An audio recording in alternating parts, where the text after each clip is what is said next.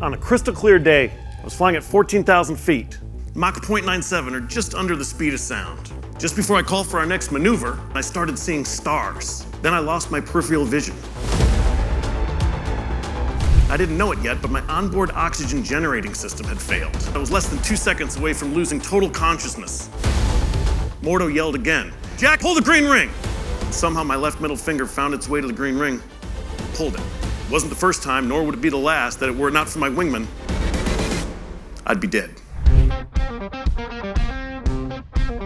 I'm a combat decorated F-18 pilot, instructor pilot, air show demonstration pilot, but most importantly for our talk today, I was the Navy's chief instructor in this process called CRM, Crew Resource Management. It truly is the method of why US fighter pilots are the best in the world at what we do.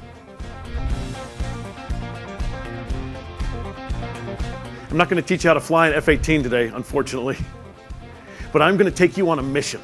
I'm going to teach you a process that US fighter pilots and NASA astronauts use every day to achieve peak levels of human performance. What's exciting about this process that we implement is that everything that you do starts getting better. Your output, productivity, efficiency, safety. Your folks just start doing their jobs better. This process is going to introduce transparency, ownership, and true buy-in so that every member of our team knows that they play a critical role in our success. They want to matter. If we're looking to attract, develop, and retain top talent, this is exactly how we do it. Let's get started.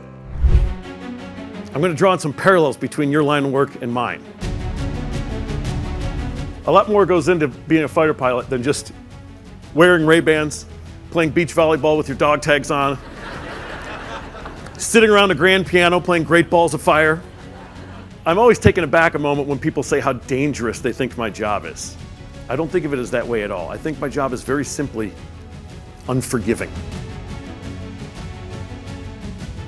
Here's the process: brief, execute, debrief, perfect. We're going to cover 3 things in the brief, and that is roles, expectations, accountabilities. How easy is that? Who does what and when? It's what Top Gun calls creating a shared mental model to make sure that by midweek, everybody's still on the same page. This is just doing our jobs, Monday to Friday. And this is where we're going to incorporate these interpersonal skills that mitigate error. Communication, assertiveness, leadership, decision-making, task analysis, adaptability, flexibility, and situational awareness. The most important aspect of this debrief is to simply have one. I've worked with so many organizations that are so focused on what's next. They don't want to spend time or money on what's happened. And then these invaluable lessons learned are lost forever. When we enter the debriefing room, we call it crossing the blue line. And we leave our cell phones and egos at the door. For some people, it's harder to leave one than the other. But it's going to be so transparent in here, and we show such vulnerability that I'm not getting defensive when you call me out on an error. I know that by you correcting me on it, we're elevating the performance of the team. That is how we take all the goods and bads, what we learned in today's debrief, we roll them into tomorrow's brief, and that is the perfect phase. By learning what we did, both good and bad, repeating our successes and not repeating our failures. Brief, execute, debrief, perfect. Using this process is how you become the best in the world at what you do.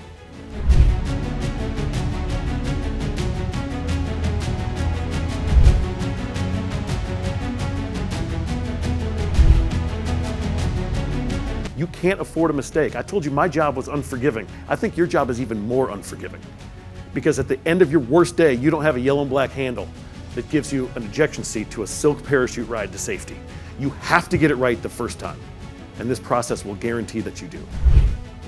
Be a wingman to every person on your team.